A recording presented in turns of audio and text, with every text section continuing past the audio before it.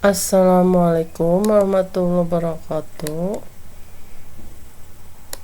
Pada kesempatan ini kita akan berbicara tentang manajemen risiko ya. Perkenalkan, nama saya Marina Artiasa ya, dari Universitas Nusa Putra Teknik Elektro. Jadi tujuannya yaitu pentingnya K3 di tempat kerja, dasar hukum pelaksanaan manajemen risiko K3, pengertian dasar K3, dasar manajemen risiko K3, metode dan perangkat manajemen risiko K3, proses manajemen risiko K3. Nah, penerapannya ini dari undang-undang ini ya, tentang keselamatan kerja ya. Di sini RI nomor 1 tahun 70, terus PP nomor 50 tahun 2012 tentang SMK 3, klausa 21 ya, perencanaan identifikasi bahaya, penilaian dan pengendalian risiko. Terus OSAS 18.001 2007, klausa 431, hazard identification, risk assessment dan determining control, HIRA DC. Terus ISO 45001 2018, klausa 612, identifikasi bahaya dan penilaian risiko dan peluang. Dasar hukumnya, nah ini PP nomor 50 tahun 2012, pembuatan dan pendokumentasian rencana K3. Ada rencana strategi K3, ada prosedur dokumentasi untuk identifikasi potensi bahaya, penilaian dan pengendalian risiko K3.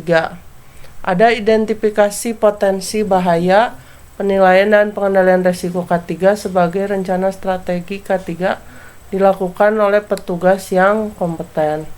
Nah, ini dasar hukumnya PP 50 tahun 2012, rencana strategi K3 sekurangnya berdasarkan tinjauan awal, identifikasi potensi bahaya, penilaian, pengendalian risiko dan peraturan perundangan serta informasi K3 lain baik dan dalam maupun luar perusahaan ya. Jadi kalian bisa baca ya. Terus nah ini yang ISO ya, isinya kurang lebih sama ya, tapi ini dalam bahasa Inggris ya. Jadi ada human factor, bagaimana kerjaan dilakukan, ada infrastruktur ya, peralatan, bahan, substansi, physical condition dari tempat kerja. Ada produk dan service design, penelitian, pengembangan, testing, production, assembly, construction, service delivery, terus potensial emergency situasi, terus kecelakaan terdahulu, internal atau eksternal organisasi, termasuk darurat dan sebab-sebabnya ya. Terus bagaimana pekerjaan itu dilakukan, sosial faktor, terus jam kerja, terus harassment, bully juga, kepemimpinan dan kultur dari organisasi ya. Terus di sini ya, jadi kecelakaan kerja ini emang tidak diduga ya. Kita udah mempersiapkan, udah mengidentifikasi, udah dapat penghargaan, tapi tetap bisa aja terjadi satu kecelakaan ya, cuma 1 detik aja. Ada persiapannya bisa bertahun-tahun ya. Nah, di sini kenapa K3 penting ya, kita balik lagi karena merupakan kebutuhan dan hak tenaga kerja dalam perlindungan K3 untuk mewujudkan kesejahteraan. Terus untuk mengurangi kerugian akibat kecelakaan kerja oleh manajemen, merupakan persyaratan perdagangan global. Terus menciptakan tempat kerja sehat, aman, produktif. Terus telah menjadi komitmen global. Jadi perusahaan-perusahaan itu kalau nggak ada K3, tentu orang-orang nggak mau gitu ya. Pegawai juga pada nggak mau karena berbahaya dan tidak akan diminati gitu ya. Jadi syarat-syarat global sama nasional harus ada K3. Jadi pegawainya juga aman dan semuanya juga bisa berjalan lancar ya. Latar belakang, salah satu penyebab utama kecelakaan kerja dan penyakit akibat kerja adalah kegagalan untuk mengidentifikasi atau mengenali bahaya yang ada. atau bahaya yang sebenarnya dapat dicegah di tempat kerja. Occupational Safety and Health Administration atau OSHA. Nah, jika sesuatu tidak bisa diukur, maka hal itu tidak dapat dikembangkan. Ini quote yang diberikan oleh Dan Peterson dalam bukunya Human Error Reduction and Safety Management. Jadi kecelakaan itu kita potensi-potensi bisa diukur. Jadi sampai taraf mana kita bisa mencapai kecelakaan itu ya. Jadi baik dari segi manusia, dari segi lingkungan, dari segi alat, dari segi apa, semuanya harus dihitung ya, supaya tidak terjadi ya seperti ini ya, tikus ya. Anggap aja dia pekerja, terus produktivitas itu ya keju, ya mendapatkan keju. Nah, itu resiko-resikonya kita harus memperhitungkan gimana caranya produktivitas dapat dicapai tanpa kejepit gitu ya. Nah, ini pengertian dasar.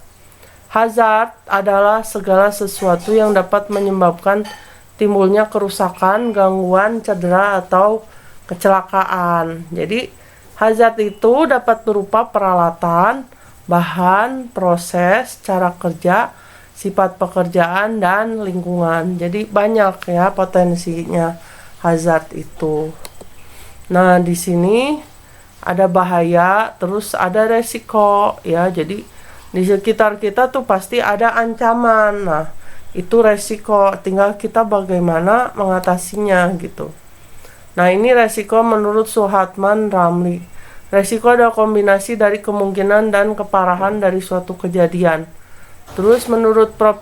Dr. Insinyur Sumarno, resiko adalah suatu kondisi timbul karena ketidakpastian dengan seluruh konsekuensi tidak menguntungkan yang mungkin terjadi disebut resiko ya.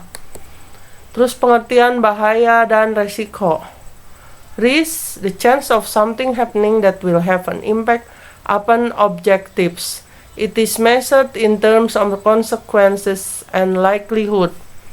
Risiko adalah kombinasi dari kemungkinan terjadinya kejadian berbahaya atau paparan dan keparahan dari cedera, gangguan kesehatan disebabkan oleh kejadian tersebut. Bahaya adalah suatu sumber atau situasi keadaan yang punya potensi menimbulkan gangguan atau berpotensi menimbulkan kerugian, cedera, kerusakan. Kemungkinan terjadinya sesuatu yang akan mempunyai dampak terhadap tujuan. Terus ISO 31000, risiko sebagai dampak atau ketidakpastian terhadap pencapaian tujuan.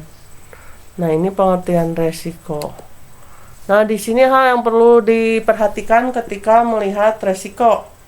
Ada orangnya atau person, attitudes atau kelakuan, sumber daya manusia, kondisi psikis individu. Ya, jadi ini dari orangnya kita harus perhatikan. Terus equipment atau peralatan, kondisi peralatan dan mesin. Jadi di sini diperlukan adanya perawatan ya, pemeriksaan, dan juga kita harus tahu aman apa enggak ya, dan caranya. Orang harus memahami cara mengoperasikannya dan memakai alat keamanan. Terus material, kondisi bahan, sifat bahan, berat bahan, kerentanan bahan terhadap kondisi lingkungan ya. Terus metode, proses produksi, proses handling suatu barang, sistem pengamanan, SOP, dan lain-lain. Nah, ini metode. Terus environment, kondisi fisik tempat kerja, kondisi sosial di sekitar tempat kerja. Jadi di sini adalah lingkungan tempat kerja, ada fisik, ada sosial ya. Sosial tuh berarti orang-orangnya ya.